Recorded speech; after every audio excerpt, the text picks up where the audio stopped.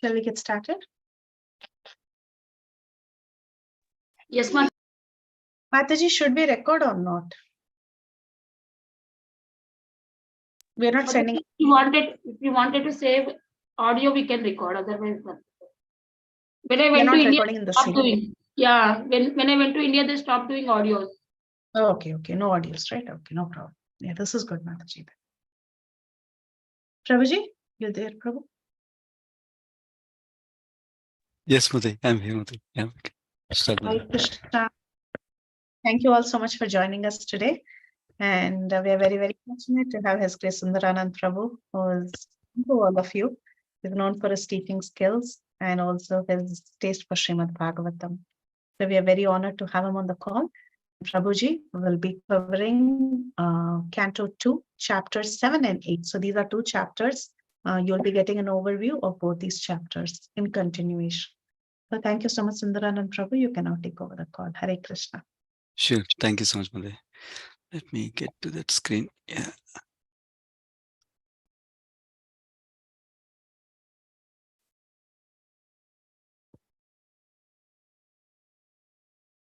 Okay.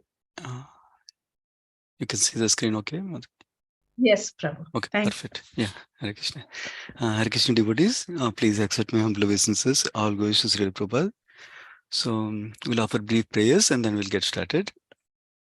Om Agnanatimirandasya Gnananjana Shalakaya Chakshurunmilitam Yena Tasmai Shri Gurave Namaha Namo Vishnupadaya Krishna Prasthaya Bhutale Srimate Bhaktivedanta Swami Nityanamane Namaste Saraswati Deve Gauravani Pracharane Nirvishesha Shunyavadi Paschatya Desatarane Jai Shri Krishna Chaitanya Prabhu Nityananda Sri Advaita Gadadhara Srivasadi Gaura Bhaktavrinda Hare Krishna Krishna Krishna Hare Hare Hare Ram Ram Ram Hare Hare Om Namo Bhagavate Vasudevaya Om Namo Bhagavate Vasudevaya Om Namo Bhagavate Vasudevaya Narayanam Namaskritya Naram Chaiva Narottamam Devim Saraswatim Vyasam Tato Jayam Vudirayet Nashta Prayeshu Abhadreshu Nityam Bhagavata Sevaya Bhagavati Uttama Sloke Bhakti Bhavati Naistiki. Okay, thank you all for joining and for making your time for this discussion. And thank you to the organizers, Preeti Vilas Mataji, for giving me the opportunity also, so that I can prepare myself and I can absorb the Srimad Bhagavatam for this session. It was wonderful for me. So let's go through. So I thought the way we can start is, I'll give the context where we are in the second canto. Now we are going to talk about 7th and 8th chapter, right? Before we discuss 7th and 8th chapter of the second canto, we can discuss the context of the flow so far in two different ways. One is by primarily using the Srimad Bhagavata Subhadini from Gauranga Darshan Prabhu and unveiling his lotus feet by Burjan Prabhu from that. And then second way is from using Swayam Bhagavan Keshava Swami Maharaj, who is called Suttapa Prabhu before. With these two, we'll use to develop the context first. So if you remember, at the end of the first canto, Parikshit Maharaj asked two questions to Sukadeva Goswami, which is, what is the way of perfection for all persons, especially one who is about to die? Because the circumstances, Parikshit Maharaj is about to die, because he had only 7 days time, before which he will pass away from this world. That's why he's asking this important question. What is the way of perfection for everyone, especially for a person about to die? Not only for him, for everybody, all of our benefit. And then he also specifically asks, please let me know what a man should hear, chant, remember and worship. Such everyone now within the life and before the end of the life. So how to live the life and how to live the life also, live the body. So then he also says what he should not do also. These are the primary questions he asked. And the second canto, Sukadeva Goswami immediately answers the question. First he starts with what he should not do. Basically he condemns the attached household life, or Grihamedi life it's called. That means where somebody considers just taking care of family is ultimate goal of life. So it's not saying that we should not have household life, it's not saying that we should not have married life, it's not saying we should not have children. But considering that is the only goal of life and taking care of that only and being busy with all those things, but no time for Krishna.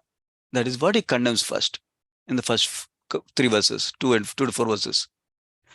Then he says, what we should hear, we should hear, glorify, and remember Supreme Lord. Straight answer.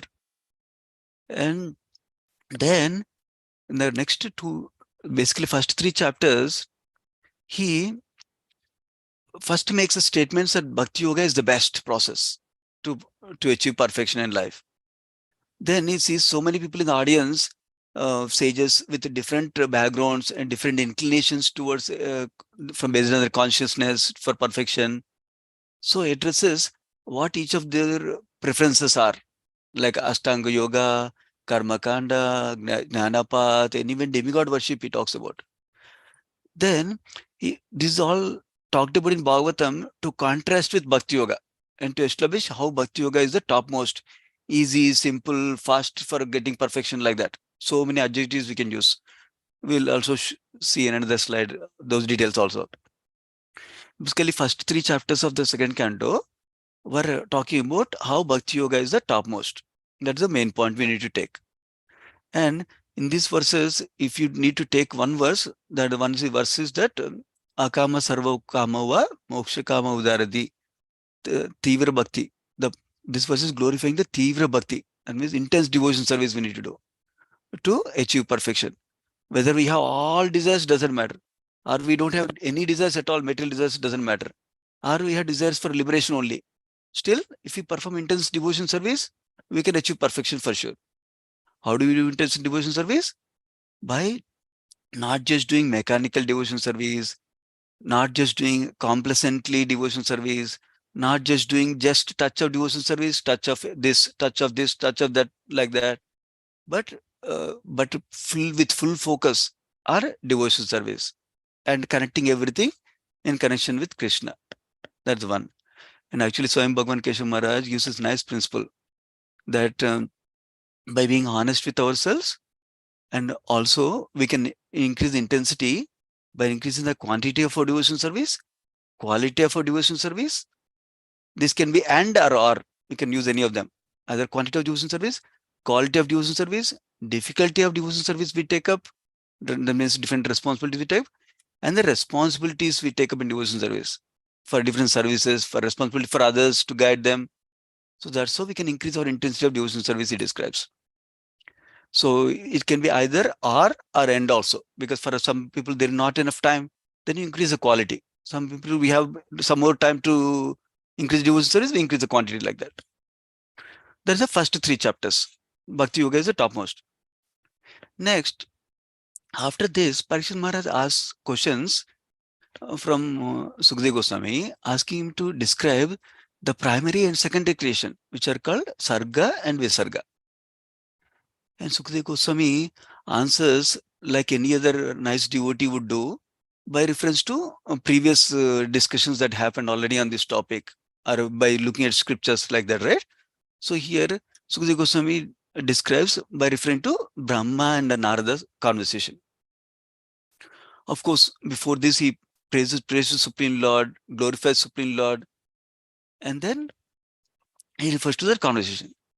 And what is important in that conversation is the last bullet here, because in that conversation, Narada Muni asks Brahma, so are you the Supreme? Like that, he asks in a simple way, if I put it. Then Brahma, very clear, straight, he tells that I am not the Supreme. Actually, Supreme Lord is creating everything, is giving all the ingredients for me. And then I'm just using the ingredients, and I'm using the capacity he has given me to do the secondary creation, like that he describes. So that's how he is establishing the true status of the Lord and himself also. So we talked about first 3 chapters, how he is describing Bhakti Yoga as the topmost for achieving perfection.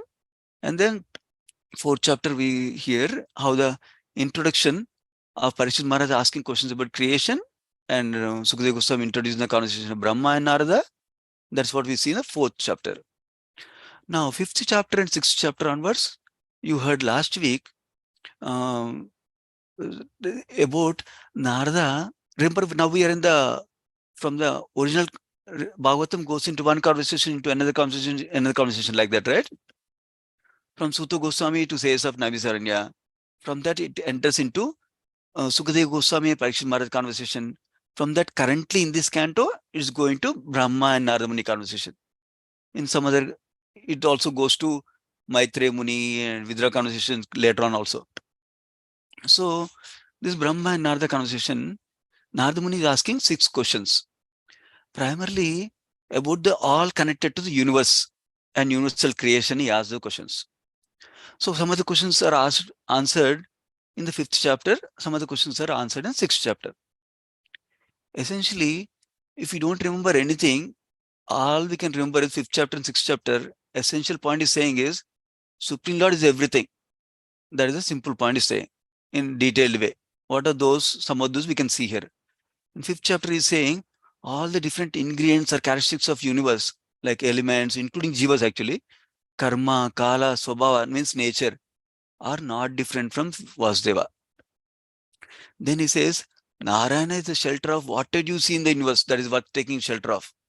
If you see something very beautiful, something very dependable that we want to depend on, that is coming from Narayana, Supreme Lord. Then we understand, then we take shelter of Supreme Lord instead, like that. So all this knowledge will help us to understand the greatness of Supreme Lord and take shelter in Supreme Lord. Now, here is saying the elaborate process of creation. Basically, how the different ingredients were created in the primary creation by the Supreme Lord himself. How from Mahatattva, Pradhana, Mahatattva, Ahankara, all these 5 sense objects, 5 gross elements, 11 senses, including the mind, all the creation is described in an elaborate way. It's a very technical section. And then he also describes actually Virat Rupa form of the Lord. So actually that connects to the next chapter. Basically, he's trying to confirm that Supreme Lord is the cause of everything. We know generally Ishvara, Paramakrishna, Sachidanand Vigraha, Anadir Govinda, Sarvakarana Karnam, how the Supreme Lord is the cause of everything, all the causes like that. So here establishes Supreme Lord is the material cause and efficient cause. The 2 terms used here. Primarily by material cause is saying when Lord Brahma was trying to create, Supreme Lord manifested the form, the Virat Rupa, and actually through Garbhodaya Vishnu's limbs only he got all the ingredients of the universe also. In fact, all the ingredients for sacrifice also Brahma got from Garbhodaya Vishnu only. That's how it's called as material cause. And then is called as the efficient cause because he energizes the universe both from inside and outside. What does it mean? That means as Karnakasha Vishnu, from him all the universes are coming like this in the picture. And within each universe is entering as Garbhodaya Vishnu. That's how he's energizing the universe by going inside. Until that time, nothing happens. So like that. And we also know that he also gets into each atom and living entity as a Kshirodosha Vishnu or super soul like that. And then he also answers another question that Narayana is the dependence of the universe. That means only by his empowerment. Even Brahma does the creation. Vishnu, he himself does maintenance, of course. And Lord Shiva does the destroying or annihilation at the end of the universe time. Of course, there are different annihilations that happen at different Vedic time scales. We'll briefly discuss that also. Then he says, Mahavishnu is the one who creates this manifested cosmos. He maintains for some time and absorbs them into himself again. Because this is one of the other questions that Narada Muni asked. What happens at the dissolution time like that? Then he's saying Mahavishnu, everything goes into Mahavishnu's body only at the dissolution like that. So this is a simpler version of the whole creation summary from last week. Now this is where the link is coming. At the end of the chapter, after Brahma explained all these creation things to Narada, remember towards the last few verses, he described about Karnadasha Vishnu, Garbhodasha Vishnu and Kshirodasha Vishnu. Those are called Purusha avatars we know. Now he says, those are avatars in relation to the material world, in interaction like that, with material energy interaction like that. But there are other pastime incarnations that Supreme Lord comes, where it's interacting with the internal potency like that. Then let me describe them, he's saying, Brahma. And what are the characteristics of those? he calls them as Leela avatars as a generic term. But however, we'll see in the next chapter, he also describes other incarnations also. Not only Leela avatars, he describes Guna avataras, Shakti avataras, and some vibhutis also he describes like that. So, what are the characteristics of those Leela avataras? These characteristics are pleasing to hear, very nice to hear for us, and not to be relished by everyone. And hearing of these will contract all the foul matters accumulated in the ear. That means it brings about purification for us also. So it's not only just sounding nice, it is ultimately beneficial for us also. This is the message that we'll see repeatedly in this section coming up also. So that's how that's the context for getting into 7th chapter, which is describing different incarnations of Supreme Lord. Okay, make sure. Yeah. So that's the one. Now let's go to the next one. This is from a nice devotee, Swayam Bhagavan Keshav Swami Maharaj, and he used to be called as Sutapa Prabhu until few months ago only. He got recently sannyas initiation. He wrote a simplified books for Bhagavad Gita summary study, Bhagavatam summary, and Sri Chaitanya Charitamrita study also. So from Bhagavata book that is available for you to download from this website also. It's free PDF. So I took 2 slides, 2 portions from the book to summarize the first 3 chapters in this slide, and next slide will summarize the next 3 chapters. So he has the way he writes the summaries is, he uses an acronym, simple acronym to explain each canto, in fact. He is such an amazing personality. He can summarize everything to such small thing. He summarizes that as an acronym as CUT, C-U-T. So first 3 chapters represents C as a connection, he says. And the next 3 chapters, U is a universal creation. And the last set of chapters, that is 7, 8, 9, and 10. Those are, he calls them as theology, entire theology of Vaishnavism, like that. So now we have to look in the C portion, connection. Basically, remember the first 3 chapters we said how it's establishing Bhakti is the topmost to easily achieve perfection, like that. That he summarizes in his own way, in simple way here. Basically, he initially says there are some atheists who say there is no God. Then there's people who are agnostic. They say, I don't know if God exists or not.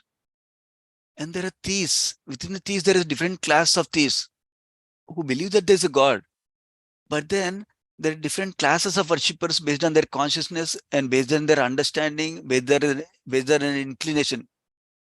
They take certain portion of the Vedas. And then they understand that is the truth, whole truth, they think. So without understanding the bigger picture. So some worship the demigods. Some, like you probably remember from the initial chapters of this canto, he describes how the yogis who are very attached, they meditate on the universal form. And the yogis who are not so much attached to the material desires, they meditate on the super soul in the heart, like that. That's what this is representing, universal form and God in the heart. And then beyond that, it's a Bhagavan feature of the Lord. That Bhakti yogis worship, like all of us practicing devotees worship, like that. So Sukadeva Goswami, to attract different people who are attracted to different theistic paths, he described all of those, and he establishes devotion service or Bhakti Yoga as topmost, like that.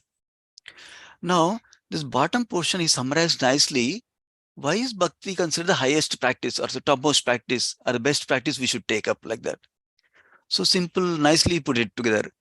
It gives the highest return. Like when we invest some money, we look for return of investment, ROI. So like that, we get the highest thing, personal, intimate connection with the Supreme Lord, and actually satisfies our heart fully. We know from first canto also, same thing. Aprathigata, uninterrupted and unmotivated devotional service, right? Aprathigata, and what is the other word? I forgot now. Uninterrupted, unmotivated. Unmotivated is ahetiki. Aprathigata is uninterrupted, correct? Yeah. Ahetiki and aprathigata. So when we do devotion service, that's not motivated with any selfish desires. And we do devotion service, that's not interrupted. That means we do every day our sadhana. Not today I will enjoy. Not only like that. We always do our devotion service like that. Sadhana. That will give the highest return for us. And then highest rate also. When we invest money somewhere, we look for which bank will give the highest savings rate for me. So now we are getting higher saving rate also, right?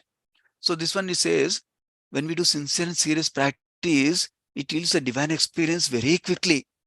Where other processes will give you temporary pleasures and they take a long time, give some experience also.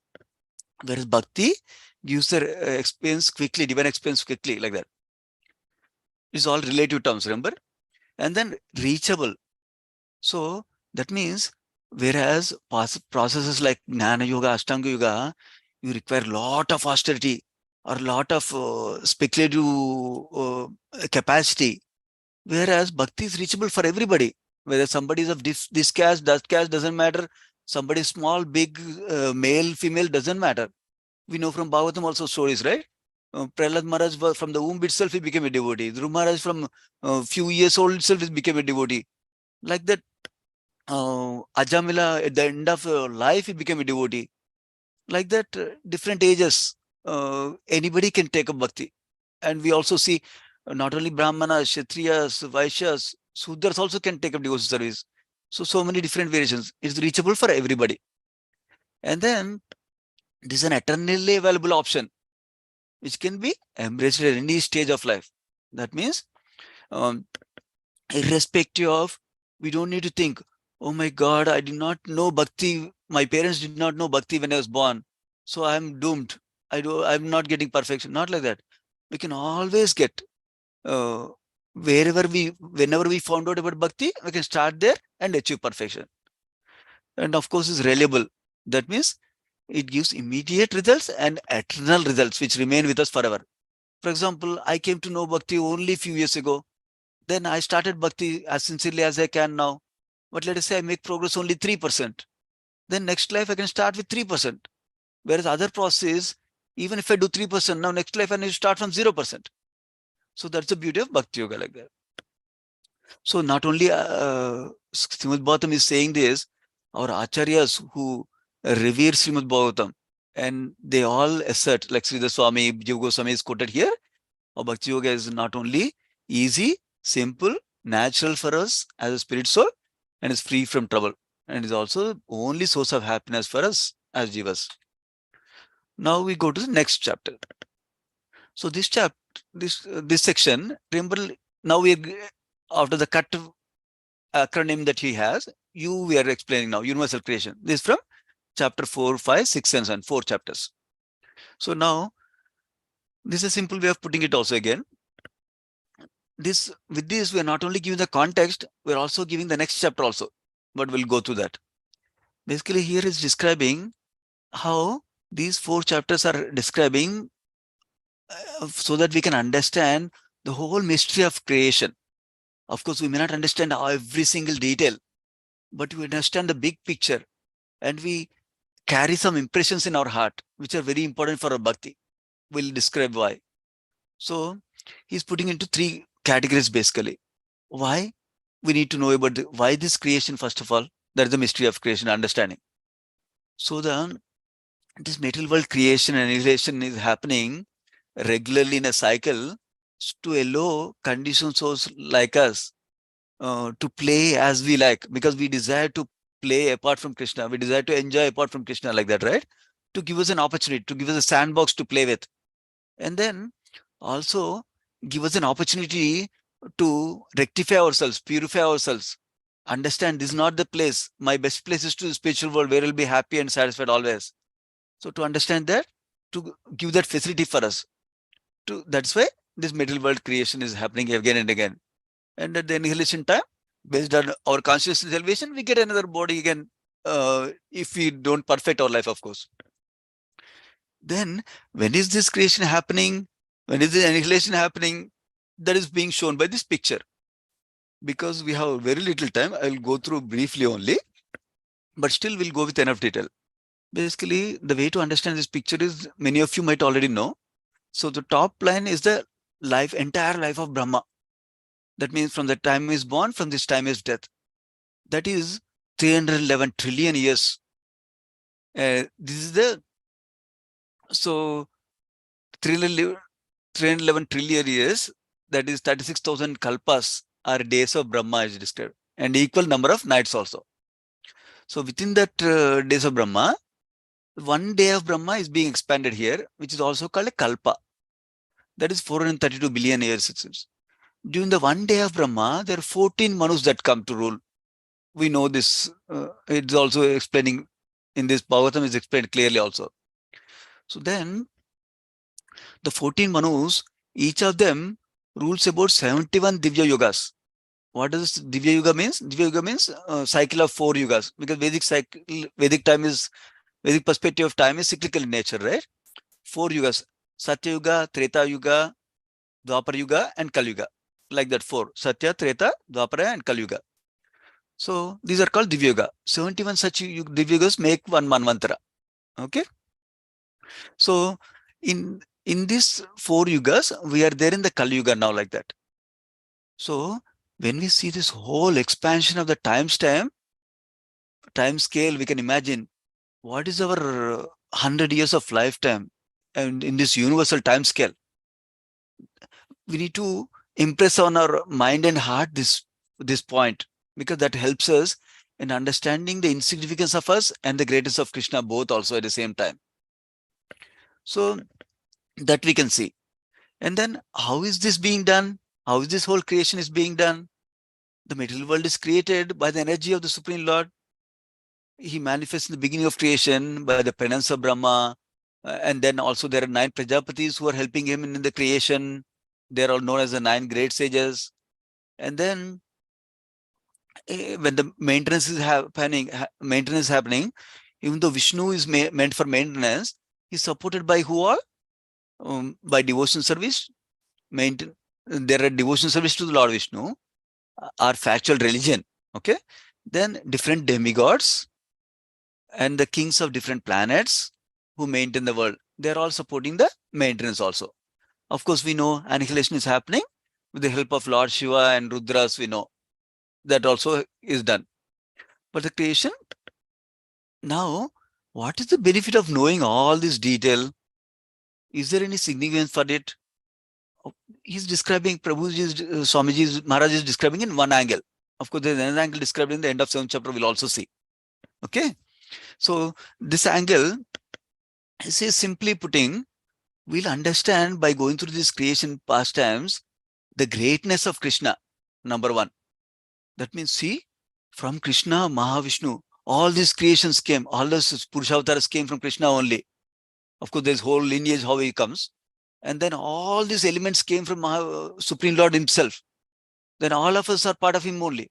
So everything we see is from Krishna only. It's so great like that. Then he's doing this elaborate creation with so many complexities that we hear about in creation, and so many intricacies. All these things he's doing. So that means we'll understand the greatness of Krishna through that. And also we'll understand the compassion he has, the loving compassion he has. Because just for us, because we did not listen to him there in spiritual world, we wanted to enjoy in the material world, he's doing this elaborate creation just for our benefit, to facilitate us. Instead of saying, I'm telling you, do it. He's giving us free will to love him with our own free will like that. So that's why we'll understand his greatness, and we'll appreciate his compassion. When we appreciate somebody, then we get attracted to them, and we want to love them, and then we want to move towards them like that. Same thing, we also understand our minuteness. When we hear whole this cosmic scale with 14 planetary systems within one universe, and there are millions of universes like that, each of them has Brahma, each of them has Garbhodasha Vishnu, and within this planet of universes, we are just one planet.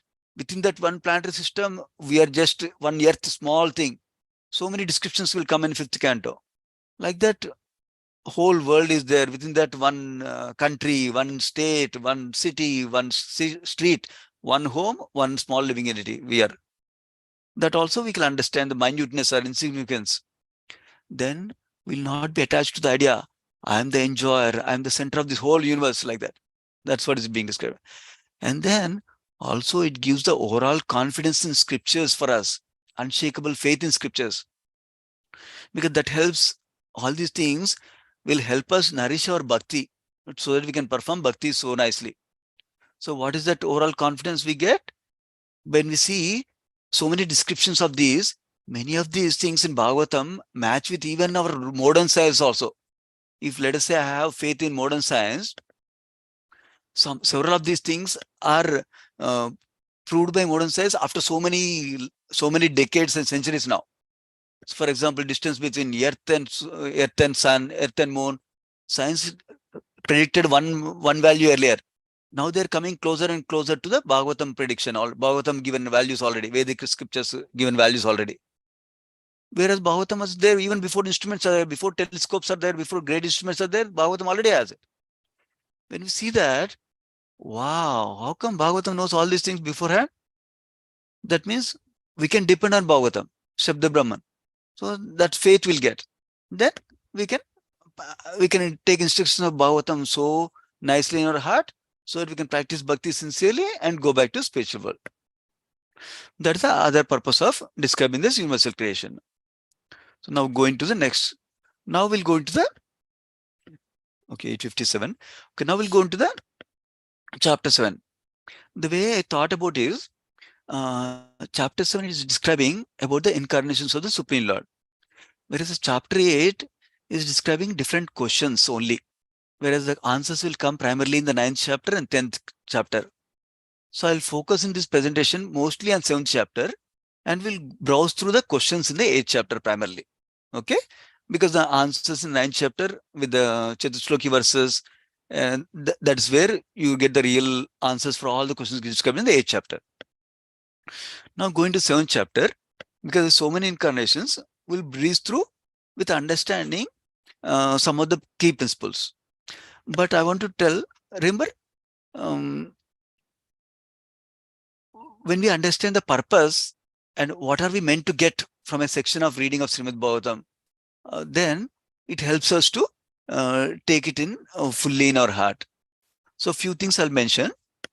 One is, when we hear all these different incarnations, it can increase our appreciation for our Supreme Lord. How Supreme Lord is coming in so many different forms just to please us, just to give us some subject matter to discuss, Krishna Katha, just to attract, because each of us may be attracted to a different form of the Supreme Lord, just to give us an option to attract us in different ways. And he comes in different ways to maintain the universe out of his compassion. All this, otherwise he can just enjoy in spiritual world. He actually does primarily enjoy in spiritual world, and simultaneously he comes in different incarnations also, we'll see. So that appreciation for Supreme Lord should come, and then also we should get attracted to Supreme Lord through these pastimes when we hear. That is, we can keep that in the back of our mind, and then we'll go through some of them. So basically, Supreme Lord came as Varaha form, Varaha incarnation. Even though he's in a Varaha form, which is like a boar, but is very transcendentally beautiful, is described. And all these pastimes are described later on in the Srimad Bhagavatam in a very elaborate way. In this section, simple description is given, simple mention is given, and some purpose is given, and some key lessons are given by Prabhupada in the purports for us. So we'll go through those. So he lived when what happened was, Hiranyaksha, who is one of the demons in the beginning of the creation, along with Hiranyakaspu, Hiranyaksha was doing a lot of mining to take out the gold from the earth. Because of that, the earth fell from the orbit into Garbhodaka ocean, which is in the universe we know. So then, Lord, as the maintainer of the universe, came in this boar form to go into the Garbhodaka ocean and lifted with this snout like this. See this snout where he's lifting the earth. He became so huge that he can lift earth also with that. So that means this section is telling us actually that Lord comes in a form that is suitable for a particular purpose, and Lord exhibits wonderful, superhuman, wonderful activities like this that normal people cannot do. If somebody says, I'm an incarnation of the Lord, we need to see, can they do these wonderful human activities like this, or they can just produce some ash or some gold? That's what we need to see. So this is a nice, he kills the Hiranyaksha demon also with a fight. It's described, he just kills him with a slap after having fun for some time with fighting with him. So now this is a nice verse from Jayadev Goswami's Dasavatara Stotra. Vasati dasana sekare dharani tava lagna. Sasini kalanka kaleva nimagna. Keshavadrita sukara rupa. Jai Jagadisha Hare. So, O Keshava, O Supreme Lord, who assumed the form of a boar, O Lord, the planet Earth rested on your tusk, and it appeared like the moon, engraved with spots. Like that is glorifying. So, we'll browse through some of these incarnations. For example, Suyagna. So, here is the son of Ruchi and Akuti, it seems.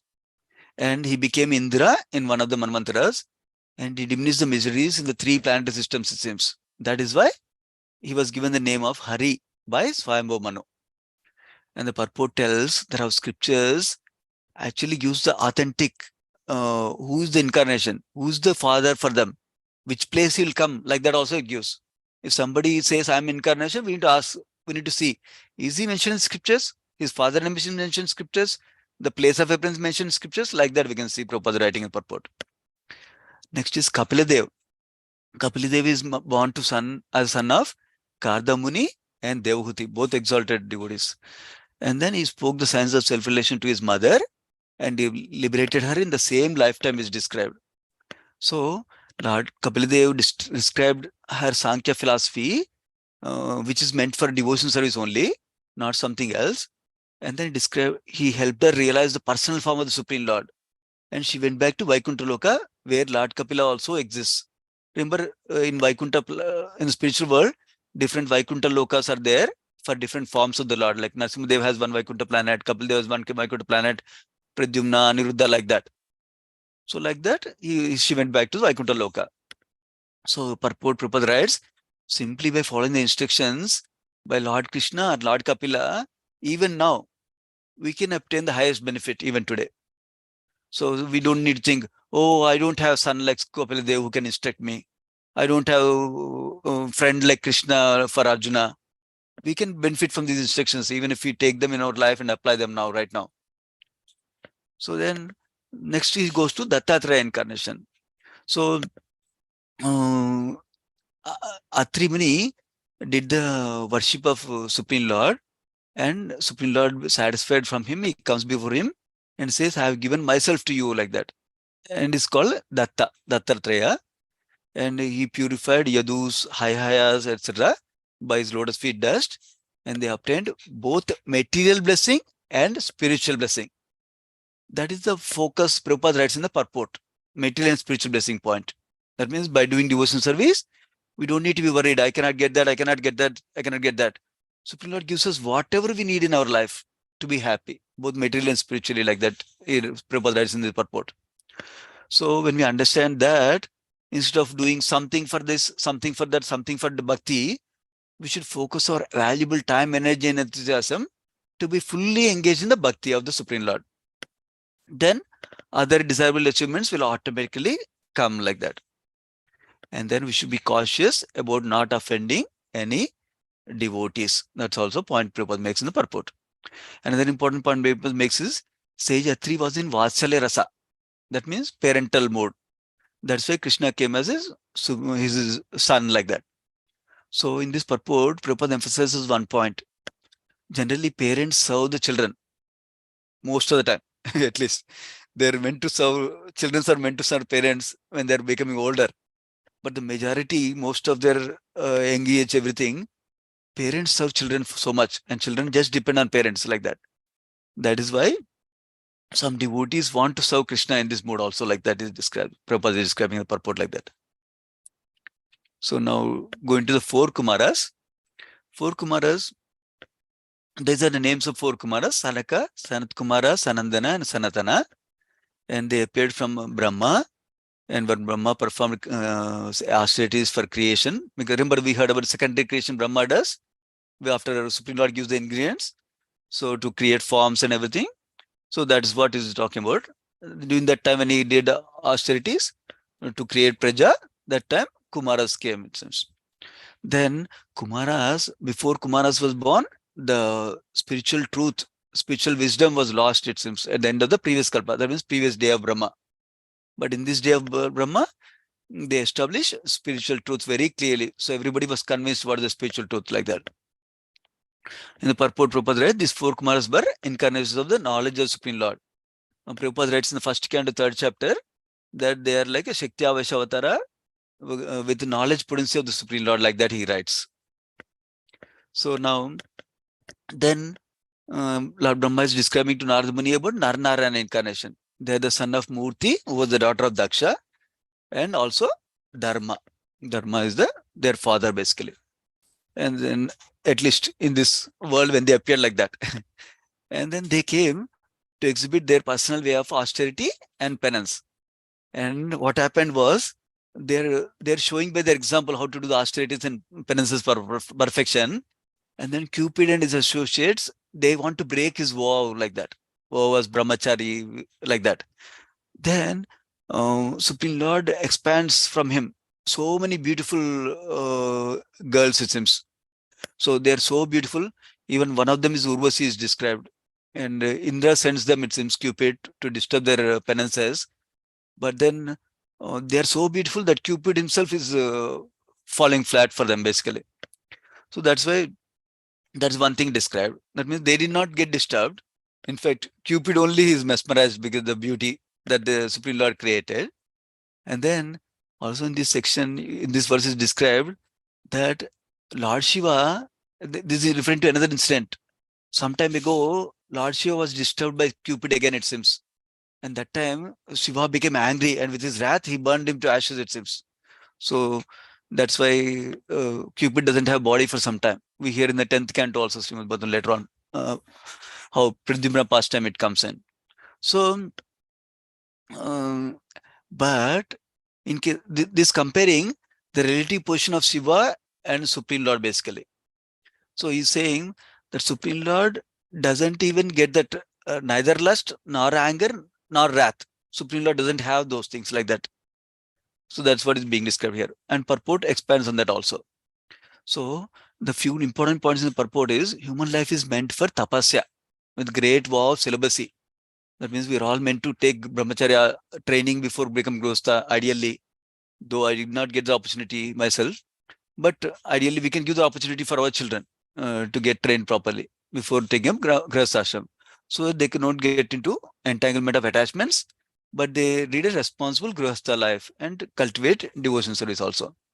And then we as grahasthas, many of us need to look forward to vanaprastha ashram. Ideally at the age of 50 is described in scriptures, and some purports write 55 like that. But the main essence is not the age only. In essence is try to devote most of our life for devotion service. And as we grow older, we should avoid earning money and all that business, wasting time with all those things and all the relatives like that, but focus more on devotion service like that. And then Prabhupada focuses in this purport about attraction for the opposite sex. He says, if you want to get freedom from material bondage, we need to become free from that attraction from opposite sex like that. And then it's a beautiful analogy given in this purport. Sorry, it got cut off a little bit. So basically, if somebody is making candy, every day they make sweets. So they will have very little desire to eat the sweets that they're making. Similarly, if the Lord can produce innumerable spiritual beauties, like we've seen in this example, right? Then he will be least attracted to material beauties in this world. So that is the analogy why it's being described is, somebody thinks, oh, Krishna was trying to enjoy like ordinary material enjoyment with gopis like that. Somebody thinks. But this is clearly telling that if he can create so many spiritual beauties at will, why would he be trying to enjoy somebody like that? That is one. Of course, there's so many reasons for seeing that Rasa Lila and all those things properly, in proper perspective, like how Supreme Lord is transcendental, there his part and parcels only, it's a pure, not material sex thing, it's a spiritual attraction between them. Actually, in spiritual, there's no sex life actually. That we see from 3rd canto also coming up actually. Those are a few points. Yeah, we'll go to the next one. Next is Dhruv Maharaj pastime. When Dhruv Maharaj took the instructions of Narada Muni, in that I'm not going to the whole pastime because of the time. So he with great determination, he took the instructions of Narada Muni, association Narada Muni, and he sincerely followed the instructions of pure devotee Narada Muni, then he was able to see Prishnigarbha incarnation of Supreme Lord, who came with his 4 arms like this, and then he awarded Dhruvaloka planet to Dhruva. There's so many more lessons on this, each of these pastimes, but we'll go through the main purpose why the Supreme Lord came like that. Next is Prithvi Maharaj pastime, wherein Prithvi Maharaj's father's name was King Vena, and he was a very bad ruler. He didn't listen to Brahmanas, whereas Vedic culture is ruler needs to listen to Brahmanas and follow their direction. So he gives the proper, ensure the citizens are following the religious principle properly and go back to Godhead. But King Vena was not such a king. He did not listen to Brahmanas and creating a hell for everybody. So Brahmanas cursed him. So he was destined to go to hell. He was on the way to go to hell, basically. Then Prithvi Maharaj came. Sages actually produced Prithvi Maharaj also from the body of Vena. This will come later on in 4th canto. Then Prithvi Maharaj did 2 wonderful things. One is he delivered his father from the hellish planets. That's why it's called, Prabhupada writes in the purport, Putra means one who delivers from hell. Put means hell, it seems. And then he milked the earth and drew all kinds of crops as produce, it seems. That means he produced all wonderful things from the earth. So all prosperity is there in the earth again, like that. So in this purport, Prabhupada focuses on we might have so many great things: long life, obedience, good reputation, righteousness, prospects of being promoted to Svargaloka, like that. But and even great blessings of so many people we might have. But if we are disobedient to great souls, then all those things can go away, like that, Prabhupada writes. So that means we should be obedient to great souls, Mahatmas, saintly personalities, or spiritual master, like that. And then one should strictly try to follow in the footsteps of great souls, Satavrate, like that. So now, Rishabdev is described here. In the Rishabdev is the son of Sudevi and Nabhi. This is also further described, I believe, in 5th canto. So he performed materialistic yoga, is described. It's called Jada Yoga. So Prabhupada describes Jada Yoga in the purport. Basically, it involves practicing like becoming like a stone, not care about what is happening from material external effects in life, it seems. And they even torture their body with different kinds of pains, it seems, primarily to develop sense control and prepare for self-realization, it seems, primarily. But Prabhupada writes in the purport that Bhakti Yoga is the very practical for this age, not this Jada Yoga and all these things. And primary simple process of Bhakti Yoga is hearing Srimad Bhagavatam. So he gave material affection through that Jada Yoga, and he controlled senses. It was self-situated, it seems. And then Hayagriva incarnation, Supreme Lord comes up as Hayagriva to rescue Vedas. And is described as personified sacrifices, personified Vedas, and the super soul of all demigods. So all the Vedas came from his breathing, it seems. So Prabhupada writes in the purport that because Supreme Lord is the personified sacrifices, personified Vedas, then he is the super soul of all demigods. That means if we directly develop attachment to Supreme Lord and worship Supreme Lord, we don't need to worship all the demigods and do all the different Vedic injunctions that are given for other people who are at a lower consciousness, like that. Like that is giving. For fruity workers, what fruity workers follow, we don't need to worship. We need to worship demigods. Of course, it doesn't mean we disrespect demigods. We always respect demigods, but we don't need to worship them. That's the point being made. Next is Matsya Avatara. That means as fish incarnation at the end of the millennium. And when Satyavata was the king, Vaivasva Manu at that time, he sees the Lord as fish incarnation, which grows big, and big like that. He primarily comes to give shelter to all living entities, human beings, animals, demigods, like that, sages, like that is described. And also to protect the Vedas also is coming. In the water of the annihilation, see this picture, water of annihilation. In that he comes, and then he asks the Satyavrata to put a rope to this and have a boat tied to him, so that nothing will disturb during the annihilation time. They're all protected, basically. So Supreme Lord comes to protect his devotees and protect the Vedas, which are important for us to go back to Godhead. Scriptures are important. Then in the 8th canto, this pastime is described of Samudra Mantana, where the demigods and demons are churning the milk ocean. That time, they're having difficulty to keep the Mandara mountain to use as churning rod to churn. So they needed some base. So Supreme Lord comes as a Kurma Avatara, as a tortoise incarnation, and he stays as a base so they can do it. In fact, in this pastime, we'll see Supreme Lord comes as so many different incarnations to make sure we devotees get success, demigods get success like that. And then he's described, he had a small itch, it seems, while he was partially sleeping in that Kurma Avatara. So he was happy, he was relieved of the itch by the movement of the mountain, big mountain. So the purport is emphasizing one point, that is, we should not think that, oh, where is the milk ocean? We only see a water ocean. Where is the milk ocean? We should not think like that. We should trust the authentic scriptures, because the great spiritual leaders like Jiva Goswami, Sanatana Goswami, Rupa Goswami, Chaitanya Mahaprabhu, they all accepted scriptures, number one. Number two, empirical evidence is there, like we discussed in the previous section, for things matching with science even now. So some of them, science doesn't know many things, but scriptures have many things already beyond this world also. So we should not have any hesitation to accept the statement of authentic scriptures. So Narasimhadev pastime is glorified in the 7th canto, where Narasimhadev comes to remove the fear of demigods, to protect his devotee Prahlad Maharaj. And this is how he kills Hiranyakasipu demon who is troubling his devotee Prahlad Maharaj.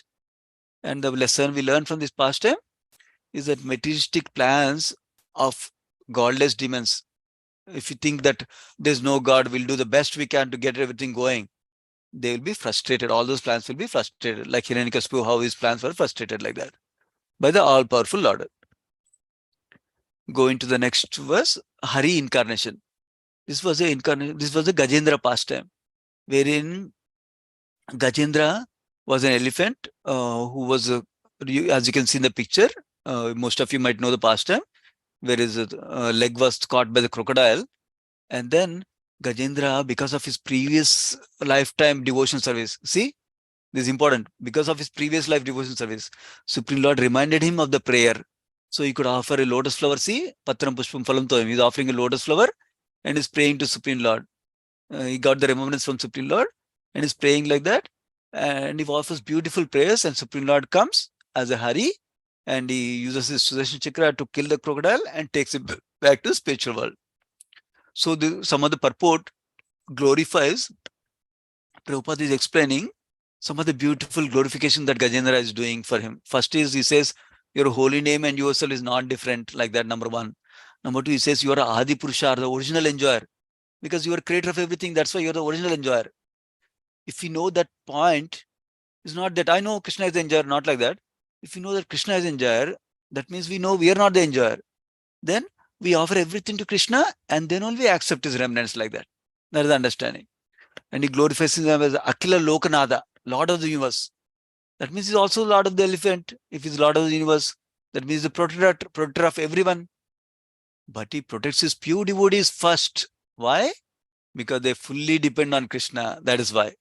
So how a parent, a mother or father take care of the youngest infant child first before they take care of the 8-year-old boy or a 12-year-old boy, like that. Because the baby child is fully dependent on them. Similarly, Supreme Lord takes care of us when we fully depend on him. If we depend on a little bit on bhakti, little bit on my own strength, little bit on this process, little bit on that process, Supreme Lord will give us only reciprocate little bit protection. But if we depend on Krishna fully with bhakti, he will give full protection to us. And then he's also, Gajendra is also glorifying as Tirthasrava. That is as famous as a place of pilgrimage. Why? Because just by chanting his holy name, all purification will come. Even if we don't go to pilgrimage place and take bath in Ganges like that, right? So that's why it's being glorified as famous as a place of pilgrimage like that.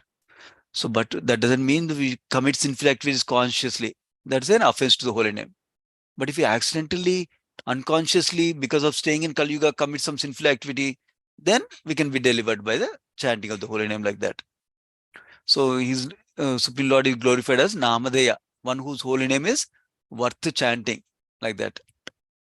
And then he's also glorified as Aprameya, unlimited power of the Lord. Because Lord is in Vaikuntha Loka, somewhere in spiritual world.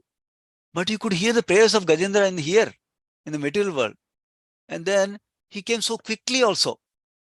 And then he destroyed the crocodile quickly also.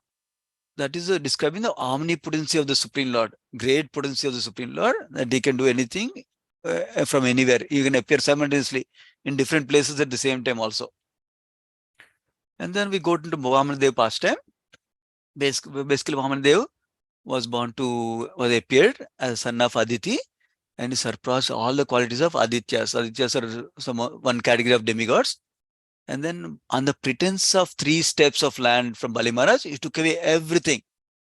So is described in the translation, actually verse of that when somebody possesses rightfully something, we cannot take it, snatch it away, it seems. We have to beg from them. That's why Vamana took this form, to beg from Bali Maharaj. Because even Bali Maharaj, actually, with his power, with his strength as a Kshatriya, he defeated demigods and took their kingdom. That's why he came like that. And then this purport, Prabhupada writes beautiful lessons that by giving everything to the Supreme Lord, we don't lose anything. Like Bali Maharaj, he gained everything. He gained the association of Supreme Lord. Supreme Lord became his doorkeeper in Sutala planet. And he becomes next life, he becomes, next Manvantara, he becomes Indra also, heaven planet king. He got both material and spiritual happiness, basically. Then another important point Prabhupada emphasizes so much on this purport is that we should focus on simple life, not complicating our life with this, that, like that. Keep our life simple so that we can live our life and practice devotion service nicely with full enthusiasm, time and energy, like that. That way, that will help us to be satisfied with the minimum also, he says, by not creating artificial needs. Artificial needs means whenever we think about something as a need, we need to think, is it really a need or is it a want? How is it helping me in devotion service? Is it favorable for my devotion service? Is it unfavorable for my devotion service? Like that. Now going to Hamsa Avatara. This is Supreme Lord. This is also described in the 11th canto a little bit. Sorry if there's a typo for Narada name there. Supreme Lord was very much pleased with Narada Muni, it seems, due to his devotion service. So he taught Narada about Bhakti Yoga. That's what is described in the verse. In the purport, Prabhupada writes a couple of points. That is, to become one of the preliminary qualifications for entering into Bhakti is that we should become a willing cooperator with persons who are already engaged in Bhakti. That is the important point. We should work cooperatively with other devotees. That's the point he makes. And then he glorifies Srimad Bhagavatam as a lamp of transcendental knowledge. What does it do? Currently, we have many of us have artificial covering over our natural affinity to love Krishna. So that artificial covering, it removes just by hearing Srimad Bhagavatam, reading Srimad Bhagavatam regularly, like that. And then Manvantara Avatara is described how as a descendant in the Manu dynasty, he comes and he subdues miscreant rulers. His glory is spread all over the 3 worlds, like that. And then in the Samudra Mantana pastime, he comes as Dhanvantari Avatara. He brings the pot of nectar. He's also called inaugurated Ayurveda science. And the point in the purport Prabhupada makes is that by the grace of Krishna, not only our body and mind diseases are cured, but also our soul is cured, relieved of the repeated birth and death cycle in this material world, like that. And then Parashurama incarnation is described how he uprooted all the Kshatriyas for 21 times because they turned away from absolute truth. They're not following religious principles, like that. And they're being pretentious also is described in the section. So purport main lesson for us is, each of us is a leader, not only the kings of the state or the president, prime minister. Each of us is a leader, as a father, mother, or a brother, elder brother, like that, elder sister, like that. And it's also duty of a father and spiritual master or any leader to guide the dependents towards God realization. That is the point Prabhupada makes in the purport. Of course, Ramachandra pastimes are also briefly discussed, though the full pastime is discussed in 9th canto of Srimad Bhagavatam. So he was son of Dasharatha in Ikshvaku dynasty. We know he went into the forest in obedience to his father's order. He killed Ravana, and Ravana, he took away the pride of Ravana, like this described. The couple of lessons in this purport, of course, so many lessons in Ramayana we know. Couple of lessons in the purport Prabhupada makes is that we don't worship Lakshmi Devi alone. We worship Supreme Lord along with his consort, Narayana and Lakshmi, Radharani and Krishna, Sita and Rama, like that. We don't try to acquire only Lakshmi Devi or Sita or rather than like that. That's the point he makes basically. We know this is a point Prabhupada loves it, that Lakshmi Devi is Chanchala.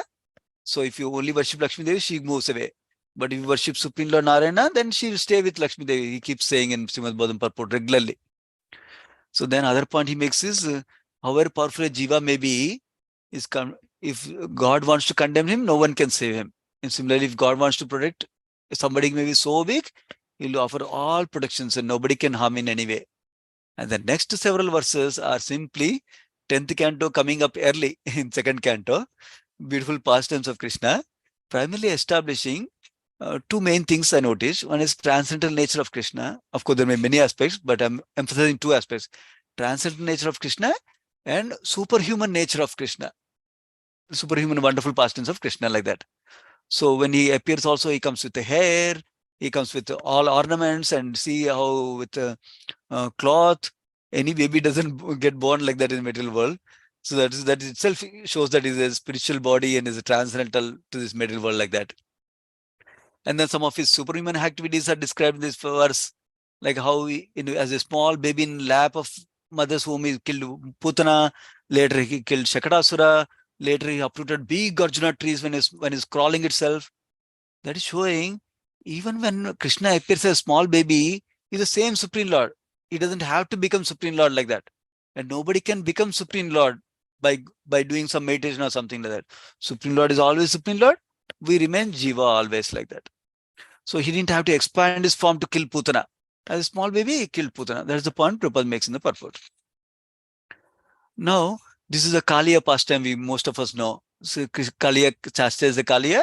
Krishna chastises the Kaliya, sorry, by dancing on top of these hoods. And this is the superhuman pastimes of the Supreme Lord that distinguishes us from ordinary jivas like that.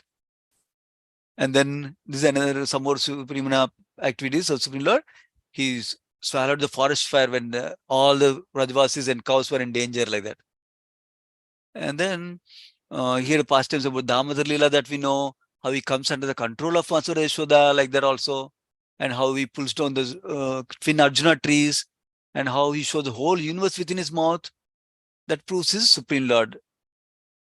And then this is about how when Nanda Maharaj goes to take bath in a river one time, Varuna Dev's attendants arrest him. So Krishna releases him from them and releases the Gopas from Vyomasura, like that. And he awards Vrajavasis the promotion to the Vaikuntha Loka, spiritual sky. That proves his Godhead clearly. Like that, he lifts Govardhan Giri with just one hand, one finger for 7 continuous days to protect all the Vrajavasis, especially to protect the cows, he describes. Of course, this is a wonderful sweet pastime. Then he kills Shankachuda, who kidnapped the damsels of Raja.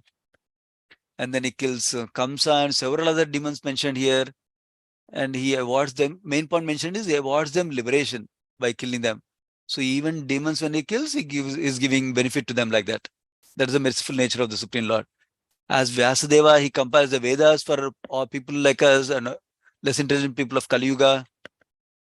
And as Buddha, he bewilds the minds of atheists, but he makes them follow him. That way they will gradually elevate towards spiritual life finally, like that. And then as Kalki, he comes toward the end of the Kali Yuga to destroy all the people, so that way it can be restarted again next Yuga. And then as Gunavataras, he helps in the creation, maintenance, annihilation, like Lord Brahma and others we see here, Lord Vishnu and demigods maintaining, and then annihilation time, Lord Shiva. They're all coming from him only. He's the source of them. And then after describing all these Leela Avataras, Brahma says to Narada Muni, actually it's impossible to describe the greatness of Lord Vishnu without his mercy. That's the point. So he says, I cannot describe the greatness. Anantasesha with 100,000 of mouths, he cannot describe the Supreme Lord. He cannot finish the pastimes. But then when we get the mercy of Supreme Lord by doing devotion service, then myself, you and great devotees like this, he is describing the names, can all understand something about Krishna by his mercy like that. Then he says, not only Kshatriyas and Brahmanas, even the lower persons also, people who have develop with bad qualities because of somehow they born in some family. Even they, when they surrender to pure devotees, they can learn from pure devotees and they can also glorify Supreme Lord. They can also understand Supreme Lord. Because when we receive the mercy from pure devotees, we can receive mercy from Krishna also. So this is towards the end of the 7th chapter we're coming. Basically, he says, in this set of verses, he describes how we know there are 3 aspects of Bhagavan, right? Brahma Jyoti, which is the effulgence of Supreme Lord. Paramatma, which is the localized form of the Supreme Lord in the heart of every living entity and atom also. And then as Bhagavan, feature of the Lord with all 6 opulences. So all these 3 features are belonging to say one Supreme Lord. And that Bhagavan feature is the ultimate benefactor who bestows the results of everything, whether it's yoga, gnana, karma, doesn't matter. So whatever effort we make, endeavor we make in spiritual life this time will be carried over to the next life also. So to attain the highest result of Krishna Prema from the Lord, we should take up Bhakti, not other process. That is the conclusion given in the purports here. So this is the last set of verses for the 7th chapter. Basically, Brahma says, I explain Supreme Lord Hari's features as it relates to this world, and also he also controls he also is in the spiritual world, is not just in the material world. So please distribute this Srimad Bhagavatam for the benefit of everyone. So Bhakti will raise in everyone who listens to Srimad Bhagavatam like that. And then he describes the importance of creation pastimes. Remember, I told you there's another reason for importance of understanding creation pastime. That is here, which is when we understand about Maya's intricate nature, then we are careful about being with Maya and will not be bewildered by Maya, because we'll see this is Maya's creation.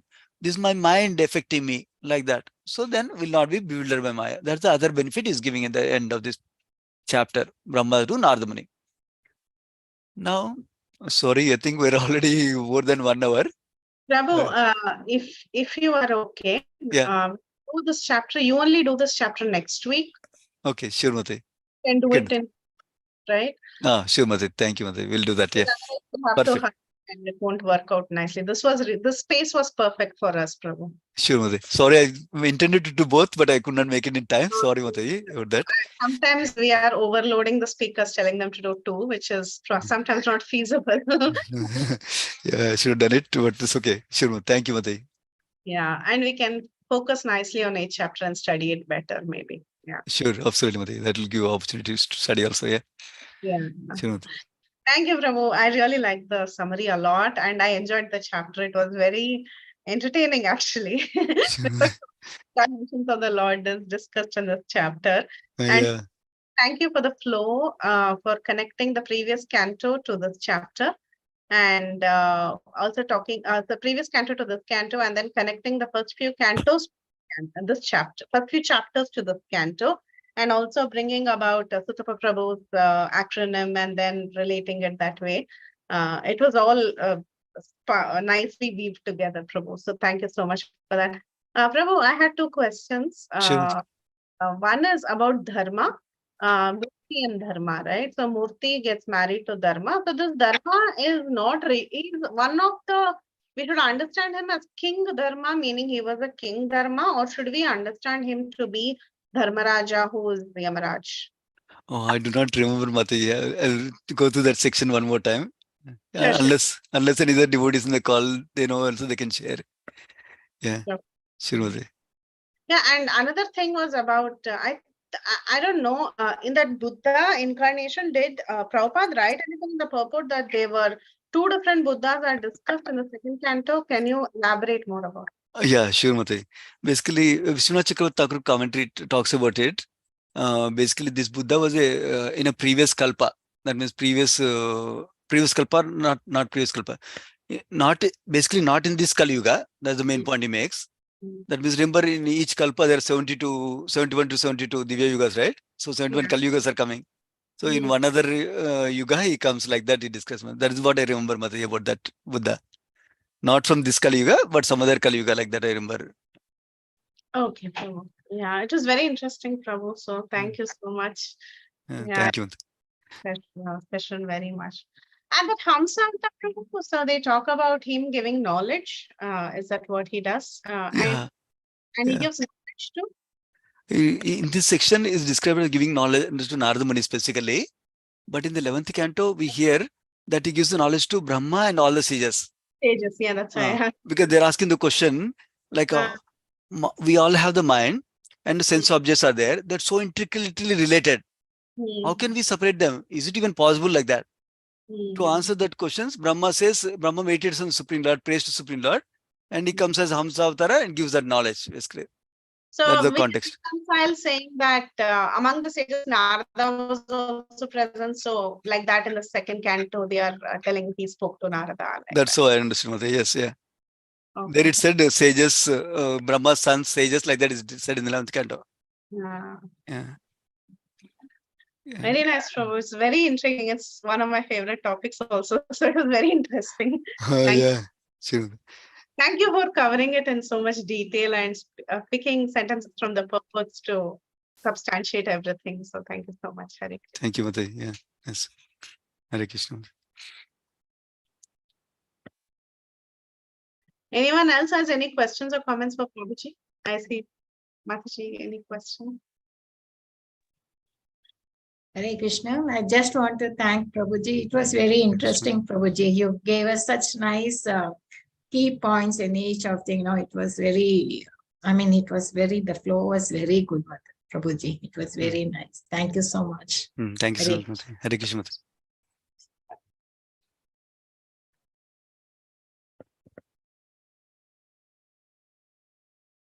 Vinita Mataji, please go ahead. Hare Krishna Prabhuji, Dandavat Pranam. What a beautiful Hare class. Krishna. First time hearing your Bhagavatam class. Oh, okay, sure. I heard about your classes. They are very simple and easy to understand, but I experienced now. Thank you so much, Prabhuji, for such a simple class. You have connected first canto to second canto and revision of all the chapters. You made it to understand how we came here. And so beautiful, Prabhuji. I had to hear it again. Such a nice class. I really loved it. For me, it's very hard to understand. You made me to understand when everybody will understand, Prabhuji.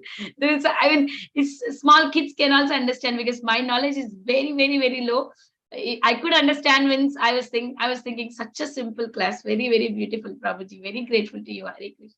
Thank you, Mother. Yeah, I'm in the same boat, Mother. Luckily, we have Prabhupada purports and Burjan Prabhu study guide and Gauranga Darshan Prabhu study guide. And thank you, Prabhuji. It was Keshav very, very simple, Prabhuji. I really liked the class. Yeah, thank you, Mother. And especially you took main points from the purport. Each purport has highlight points, like at least that one line, because it's a whole summary. We can't give a details about each verse. But then if that one line is understood, the whole purport is understood. That was very interesting, Prabhuji. Thank you so much for taking that one point and making us understand the whole purpose. Very good, Prabhuji. Thank you so much. Yeah. Yeah, thank you, Mother. Yeah.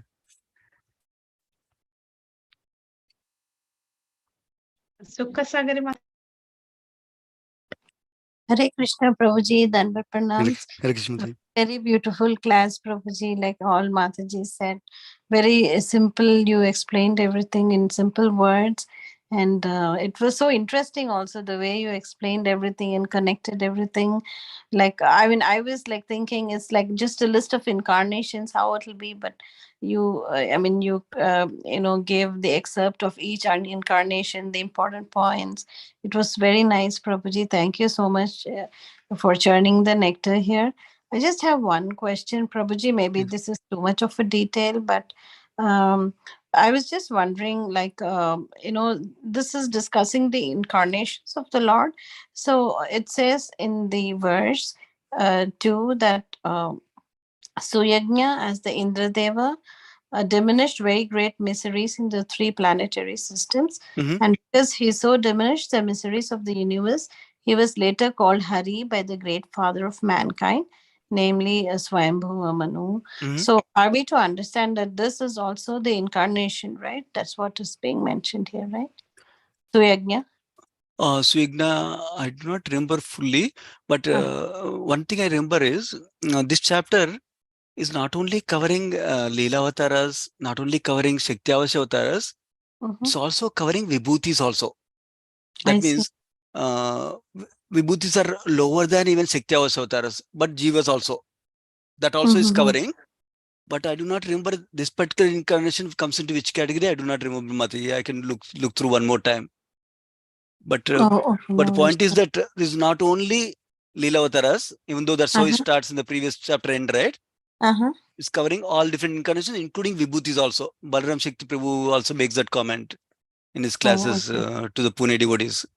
It's a Vibhuti also. That means Jiva Tattva also he makes it basically. Not only Shakti Avatars. Remember in first canto, third chapter, we only hear about up to Shakti Avatara, right? Yeah. But in this chapter, there are Vibhutis also is described. But to your question, I do not know that is the right answer. I'll read also, Mataji. If I find something, I'll share with you also. Sure, no worries, Prabhu. I was just curious because Prabhupada also mentions in the purport that no one can be accepted as an incarnation of the Lord if his father's name as well as the name of the village or place in which he appears is not mentioned by the authorized scriptures. So I was just wondering, because here clearly he says, he was later called Hari by the great father of mankind, namely Swayambhu Manu. So that's why I just got thinking. So, but you, like you said, this is an incarnation of the Lord, but Correct. not necessarily Leela Avatar. Yeah, Mataji, if I can add, that's okay. Yeah, please go ahead, Mataji. Yeah. Yes. Mataji, Canto 4, Chapter 1, verse number 6, translation and purport. The Lord of all ritualistic performance of Yajna later married Dakshina, who was anxious to have the personality of Godhead as her husband. And in his wife, the Lord was very much pleased to beget 12 children. So in Canto 4, when the incarnations again they are discussed just after it's around the same time as Dhruva. I'm not able to paste it here. I don't know why. Usually we can paste verses in the chat. Somehow it's not working for me. No worries, Preeti. I kind of understood the context because I was wondering that there is mention of this somewhere else, like in the fourth canto or so, because where all these Devuti, Prasuti, Akuti, all the children are their pastimes are being described. So yeah, thank you for that reference. Yeah, I always think it comes later somewhere, but I just wanted to clarify. Yeah, 7.2 also has this. 7th canto, second chapter also has more about Sri Yajna. Yeah. But I didn't get to refer to that one more time. Yeah. Yeah, he was actually Indra in one Manvantara.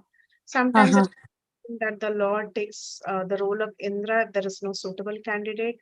So in that mantra, he also takes the role of Indra. So he was like we have for why I'm telling this is because in every Manvantara, there will be one the set of demigods. There'll be one person who will be there'll be a set of Saptarishi. They are these standard people. So in that, there is also the Indra who's a standard in every Manvantara, and one person is selected as Indra. So in that particular Manvantara, it is mentioned that actually there was no person who was capable of being Indra, and God himself was an incarnation. When you say standard, you mean like in every kalpa, like Manvantara. Every in Manvantara. There are rishis, set of demigods, demigods. Then there are set Indra of and the sons of Manu, Indra, like that. So yeah, in that set, once there was no qualified Indra and Suyagnya or Yagnya as he's called, he married. Very nice. Thank you so much, Mataji. Thank you, Mataji. Yeah, thank you, Mataji. Hare Krishna. Bharat Prabhuji. Hare Krishna, Mataji. Hare Krishna, Prabhuji. Thanks Hare for the wonderful class. It was so great to get so much of the verses covered in some small time, 1 hour. So, Prabhuji, my question is like that, we have studied so many incarnations of the Lord now in this 1 hour. So, like, what lesson we can take for our practical life by studying the incarnations of the Lord? Very nice, Prabhu. Nice question. Yeah. Basically, Supreme Lord comes in his various incarnations like this primarily for several reasons we hear from scriptures. But we should develop attraction by saying, oh, one of the main reason he comes is to please his devotees, to protect his devotees. That should attract us. Wow, he comes to protect Prahlad Maharaj like that. He comes to protect an elephant, Gajendra, when he prays like that. That is one way we can take it. Another way is he is giving, by coming in different incarnations, is creating attractive pastimes. So we all can discuss and understand this, appreciate these attractive pastimes. So then we have this Krishna Katha is part of the Bhakti, one of the main part of Bhakti, like one of those purport Prabhupada was saying. That way we can get purified and we can develop mutual friendships between us and mutual very happy satisfaction within our heart also by describing this past like that. That means he's giving that facility for us to develop satisfaction, pleasure, and attraction to him like that. That is another thing. And third aspect is, third is important aspect, Radhesham Prabhu emphasizes this point, which is that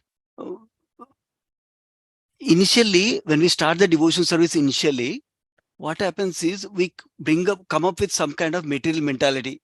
Okay, I'm going to get this by doing this like that. That's how we start. For example, I like book distribution, for example. Then I do book distribution thinking that I'll become the top book distributor in USA like that. Then I'm employing my material tendencies in devotion service, which is good, not bad. And then I get the rasa, taste in bhakti like that by engaging in book distribution, trying to get first like that.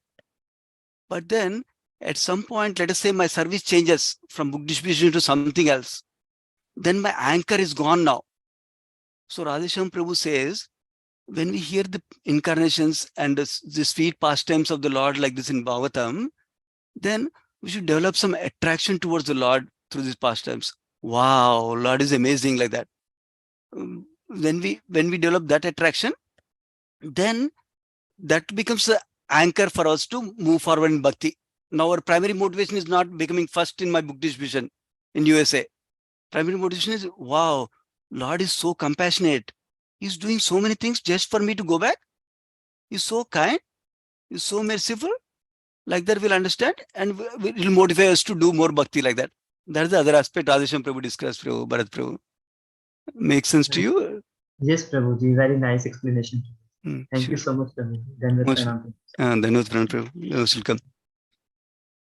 Bhavana Mataji. Hare Krishna, Prabhuji, Dandvat Pranam. Hare Krishna. Thank you for explaining so nicely and sweetly the sweet incarnations of Lord. Prabhuji, my question is like, I need to know more about like the Dattatreya incarnation when you explained that. And there was one picture of the Dattatreya incarnation in which dogs were surrounding. So is there any kind of significance of dogs also means of that any pastime? Got it.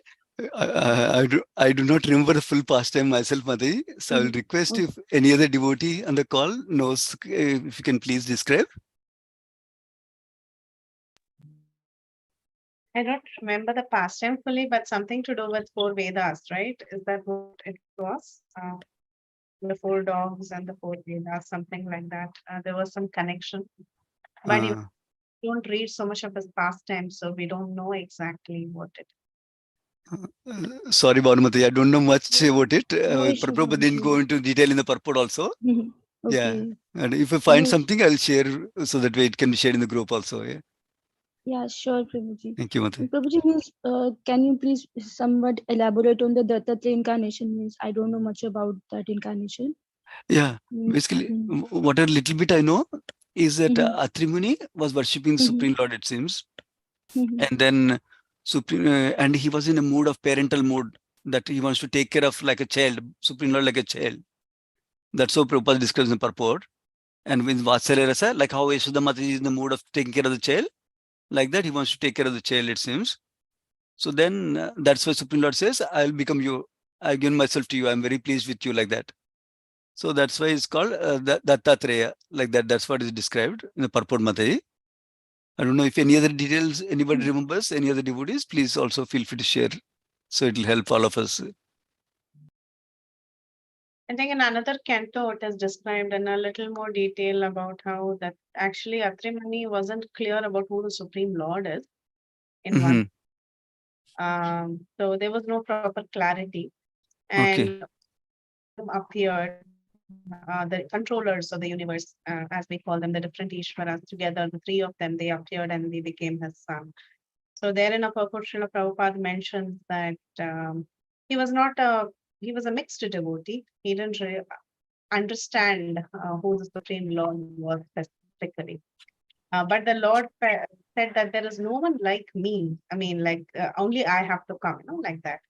So then the three of them together, they come and they become the child. There is one interesting purport of Srila Prabhupada that speaks about this mood of Atrimuni, why Dattatreya was a combined incarnation. And each one was an amsha of, that, right? Like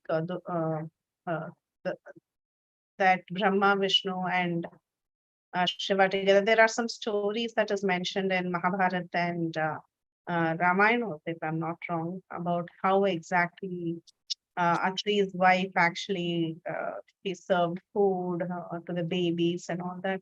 So there are a lot of stories around how they incarnated. But Srimad Bhagavatam has only so much. In one other purport, Srila Prabhupada mentions about Atri Munis. Yeah, thank you so much, Mataji. Thank you, Mataji. Thank you, Prabhuji. Thank you. Hare Krishna. Yeah, Hare Krishna. Mataji.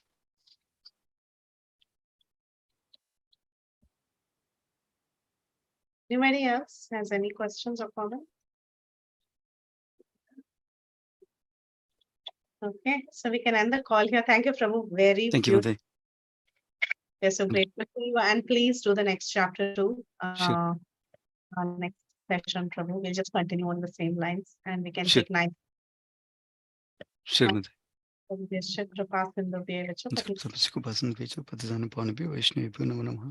Ananta Koti Vaishnava Vrinda ki Jai.